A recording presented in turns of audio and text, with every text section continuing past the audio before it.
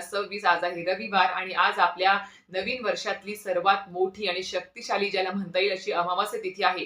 आणि या अमावास्येला पौष महिन्यातल्या या अमावास्येला आपल्या मौनी अमावास्या म्हणून सुद्धा ओळखलं जातं, जी वर्षातून फक्त एकदाच येत असते आणि खूप प्रभावी आणि शक्तिशाली ही अमावास्या असणार आहे आजची. त्यामुळे आज आपण आपल्या पितरांच्या आत्म्यात शांती मिळण्यासाठी किंवा पितृदोष दूर होण्यासाठी किंवा पितरांच्या स्मरणार्थ दान धर्म करण्यासाठी आपण जे काही उपाय तोडगे दान धर्म हवन तर्पण जे काही करू ते सर्व काही फलश्रुती आपल्याला त्याची भरपूर मोठ्या प्रमाणात मिळणार आहे. आणि सोबत तुम्हाला आपणास माहिती असेल की आज मौनी अमावस्या दिवशी प्रयागराज इथे तीर्थक्षेत्री स्नान करण्याला सुद्धा खूप जास्त महत्व असतं. आणि मागच्या वर्षी याच टायमिंगला कुंभमेळा सुद्धा चालू होता.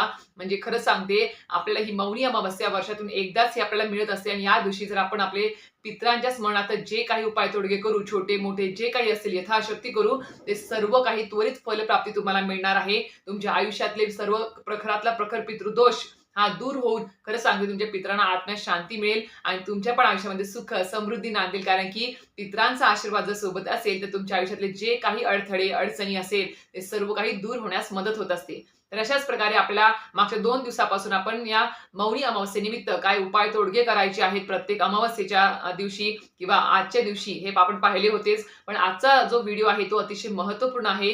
कारण की आज आपल्या संध्याकाळी एक अशा प्रकारचे 3 आपला दिवे लावायचे आहेत 3 ठिकाणी की जेणेकरून आपल्या पितरांना तर आत्मा शांती मिळेलच पण सोबतच तुमच्या आयुष्यामध्ये जे काही कामं अडलेली आहेत ती सुद्धा मार्गी लागणार आहेत. आयुष्यामध्ये सुख समृद्धी नांदणार आहे आणि सोबतच पितरांच्या आत्म्यात शांती सुद्धा मिळणार आहे. त्यामुळे ते 3 प्रकारचे दिवे 3 ठिकाणी कुठे कुठे लावायचे आहेत कशा प्रकारे लावायचे आहेत याबद्दल संपूर्ण माहिती व्हिडिओ आजचा असणार आहे. शेवटपर्यंत व्हिडिओ पूर्ण बघा स्किप न करता बघा जेणेकरून तुम्हाला संपूर्ण माहिती व्यवस्थित कळेल. आणि हो चॅनलवरती नवीन असाल तर नक्की चॅनल सबस्क्राईब लाईक करायला विसरू नका.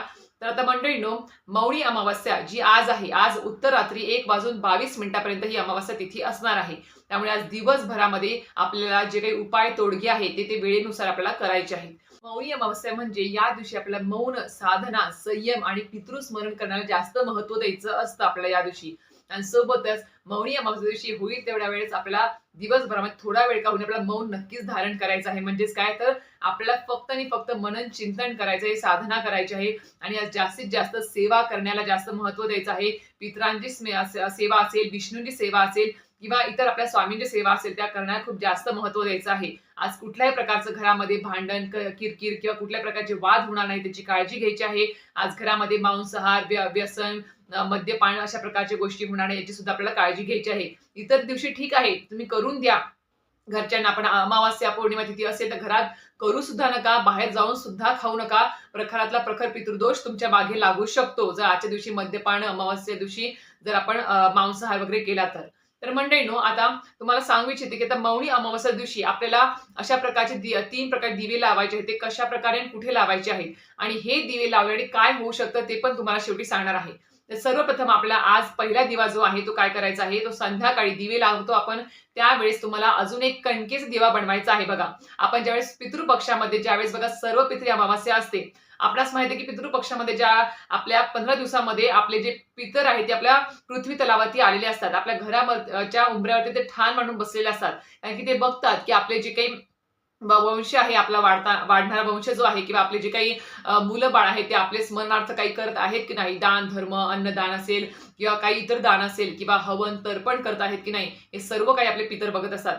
त्याचप्रमाणे प्रत्येक महिन्याच्या अमावास्येला सुद्धा आपले पितर सकाळी सकाळी आपल्या उंबऱ्यावरती येऊन ठाण मांडतात आणि बघतात की तुम्ही त्यांच्या स्मरणार्थ काय काय गोष्टी करत आहात ते. आणि सोबतच अमावास्या तिथीच्या दिवशी सकाळी सकाळी ते आपल्या उंबऱ्यावर ठाण मांडून बसतात म्हणजे येतात तिथे आगमन त्यांचं होतं आणि ते झाल्यानंतर त्याच दिवशी संध्याकाळी ते परतीच्या वाटेला सुद्धा जात असतात. तर अशा प्रकारे आपल्याला संध्याकाळी प्रत्येक महिन्याच्या अमावास्येला आज अमावास्या सुद्धा आहे सर्वात मोठी अमावास्या आहे म्हणून आज संध्याकाळी आपल्याला चौमुखी दिवा लावा किंवा एकमुखी दिवा लावा पण आपल्याला आपल्या प्रवेशद्वाराच्या बाहेर दक्षिण दिशेला तोंड करून आपल्याला एकमुखी किंवा चौमुखी दिवा आपल्याला लावायचा आहे.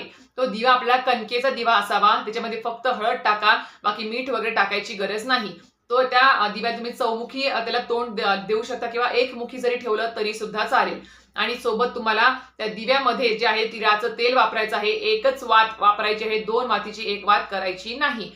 पितरांच्या दिव्यामध्ये 1 वातीचाच दिवा असावा तिळाचं तेल असावं, थोडं काळे तीळ सुद्धा त्यात टाकायचे आहे आपल्याला.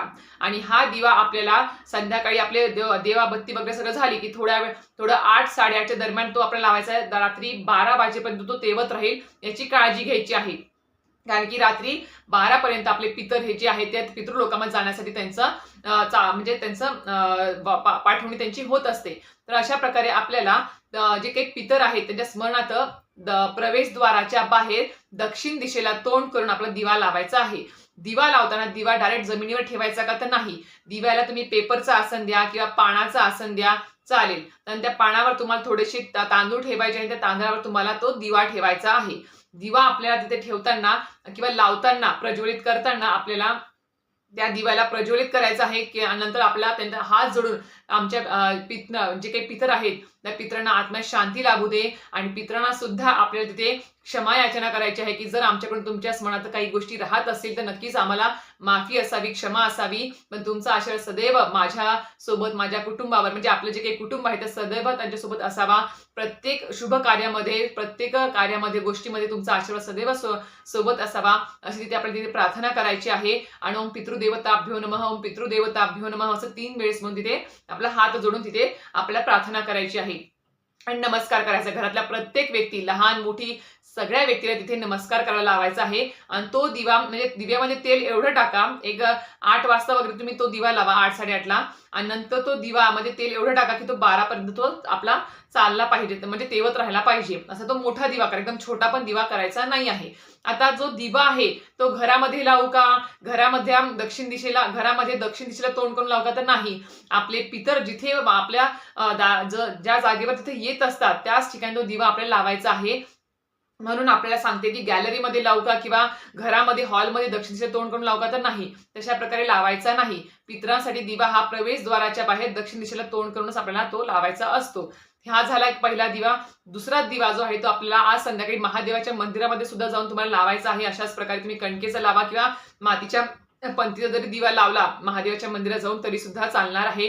तिथे सुद्धा तुम्हाला तिथे, कारण की माहिती आहे की आपल्याला महादेव जे आहे ते आपल्याला मोक्ष देण्याचं काम करत असतात. त्याच्यामुळे नक्कीच आपण जर महादेवांची त्या दिवशी आपण जर आराधना केली, साधना केली, दिवा तिथे आपण प्रज्वलित केला संध्याकाळी, तर नक्कीच आपल्या आयुष्यातला जो काही पितृदोष आहे तो सुद्धा शांत होण्यास खूप जास्त मदत होत असते. आणि अजून एक गोष्ट, हे जे दिवे लावत आहोत किंवा प्रवेशद्वारावर जो काही आपण दिवा लावलेला आहे, तर तो जो दिवा आपल्या सकाळी जे आपले पितर आपल्या दारावरती आले होते त्यांना परतीच्या वाटेवर लावण्यासाठी किंवा त्यांना पितृलोकामध्ये जाण्यासाठी योग्य प्रमाणामध्ये त्यांना उजेड मिळावा, प्रकाश मिळावा, यासाठी तो दिवा लावायचा असतो. आणि सोबतच त्यांच्या आत्म्यात शांती मिळावी यासाठी प्रार्थना करून तिथे तो दिवा लावायचा असतो. हा अत्यंत महत्त्वपूर्ण आहे, हे तरी चुकवायचं नाही आहे.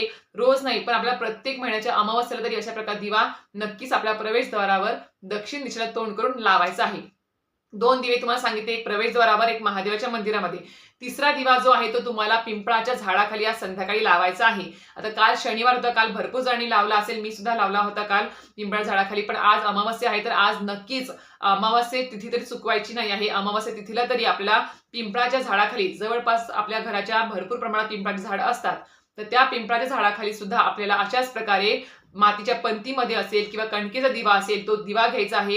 एकमुखी दिवा असेल मातीच्या पंथीचा किंवा कणकेचा, तर त्याच्यामध्ये तुम्हाला तिळाचं तेल, थोडेसे काळे तीळ टाकायचे आहे. आणि तो पिंपळाच्या तुम्हाला पिंपळाच्या जो काही आपला मूळ असतो किंवा जो बांधा असतो खालचा आपला तो किंवा जो रूट्स असतात, जे मूळ असतात, तिथे त्या ठिकाणी तुम्हाला तो दिवा लावायचा आहे. एकदम मुळाजवळ पण लावू नका, झाडाच्या जवळ पण लावू नका, जेणेकरून झाडाला इजा होईल. अशा प्रकारे झाडाच्या जवळपास तुम्हाला तो दिवा लावायचा आहे. पण आवर्जून आज लावायला विसरायचं नाही. आपल्याला पिंपळाच्या वृक्षाखालीच हा दिवा का लावायचा असतो, कारण की म्हणजे प्रत्येक महिन्याच्या अमावस्येला, कारण की पिंपळाचं वृक्ष जे आहे ते अतिशय पवित्र वृक्ष मानलं गेलं आहे. पिंपळाच्या वृक्षामध्ये ब्रह्मा, विष्णू, महेश यांचं वास्तव्य तर असतं, पण सोबतच प्रत्येक महिन्याच्या अमावस्येला आपले जे काही पितर आहे त्यांच्या सूक्ष्म स्वरूपामध्ये तिथे ते येत असतात प्रत्येक महिन्याच्या अमावस्येला. आणि जर आपण या दिवशी त्यांच्या स्मरणार्थ पिंपळा झाडाखाली जर आपण दिवा लावला तिळाच्या तेलाचा काळे तीळ टाकून, तर नक्कीच आपल्या म्हणतात की या दिवशी पितर तिथे असतं, त्यामुळे डायरेक्ट त्यांच्या जवळ हा दिवा लवकरात लवकर पोहोचत असतो. आपण जी काही प्रार्थना करतो पिंपळा झाडाखाली दिवा लावून, ती सुद्धा त्यांच्यापर्यंत लवकरात लवकर पोहोचत असते. त्यामुळे पिंपळाच्या वृक्षाखाली आपल्याला प्रत्येक महिन्याच्या अमावस्येला आपल्याला दिवा लावायचाच आहे. आणि सोबतच शनिवारी जर लावला तरी सुद्धा चालणार आहे प्रत्येक आठवड्याच्या. तर हे तर करायचं आहे. आता सोबत पिंपळाच्या वृक्षाखाली दिवा लावायचा फायदे काय आहेत पितरांसाठी ते पण सांगते. जर आपल्या घरामध्ये अकारण काही भांडण असेल, वादविवाद होत असेल, तर ते सुद्धा शांत होतं. सोबत आपल्या प्रत्येक कार्यामध्ये जे काही अडथळे येतात, ते अडथळे दूर होतात. वारंवार घरामध्ये जे काही आर्थिक नुकसान होते, ते सुद्धा दूर होण्यास मदत होते. वंशवृद्धी वाढण्यास मदत होते. सोबत आपल्या घरामध्ये सततचा आजारपण असेल, ते सुद्धा दूर होण्यास मदत होतं. आणि सगळ्यात महत्त्वाचं पितृदोष शांत होतो. प्रखरातला प्रखर पितृदोष शांत होतो. आणि हे हळू जर तुम्ही प्रत्येक महिन्याच्या अमावास्येला, शनिवारी जर उपाय तोडगे करत गेलात, तर खरंच सांगते तुम्हाला हळूहळू तुम्हाला स्वतःलाच प्रचिती आणि अनुभूती यायला सुरुवात होऊन जाईल. हे अत्यंत प्रभावित आणि सोबत हा जो उपाय आहे तुम्ही स्त्री, पुरुष, विधवा स्त्री असेल, कुमारिका असेल ते सर्वजण करू शकतात. मुलं सुद्धा करू शकतात. ज्यांचे लग्न नाही झाले ते सुद्धा करू शकतात. त्याच्यामुळे असं काही नाही की आम्ही करू का, तुम्ही करू का असं काही नाही. सर्वजण हे करू शकतात. फक्त लहान मुलांना नाही, तर फक्त मला सांगितल्याप्रमाणे स्त्री, पुरुष, विधवा ह्या सर्वजणी आहेत, कुमारिका, मुलं सर्वजण हे करू शकतात उपाय. पण नक्कीच आज दिवा लावायला विसरू नका या 3 ठिकाणी तरी, जेणेकरून तुमच्या आयुष्यात आणि असं नाही की माझ्या आयुष्यात आता पितृदोष नाही आहे किंवा माझं सगळं काही चांगलं चालू आहे असं नसतं. आपल्याला जर आपण सगळं काही चांगलं चालू असतानाच कुठेतरी आपल्याकडून चूक घडते, कुठेतरी आपल्याकडून त्यांचं स्मरण थोडं कमी व्हायला सुरुवात होत असते. म्हणून चांगल्या गोष्टीमध्ये सुद्धा जर आपण आपल्या पितरांचं स्मरण करणं चालू ठेवलं, तेव्हा सुद्धा आपले अजून जास्त भरभराट होत असते. अजून आपल्या भविष्य काळामध्ये जे काही अडथळे येणार आहेत ते सुद्धा आपोआप दूर होतात. तर अशा प्रकारे तुम्हाला आजचा व्हिडिओ माहिती आवडली तर नक्कीच व्हिडिओ लाईक, शेअर आणि सबस्क्राईब करायला विसरू नका. श्री स्वामी समर्थ.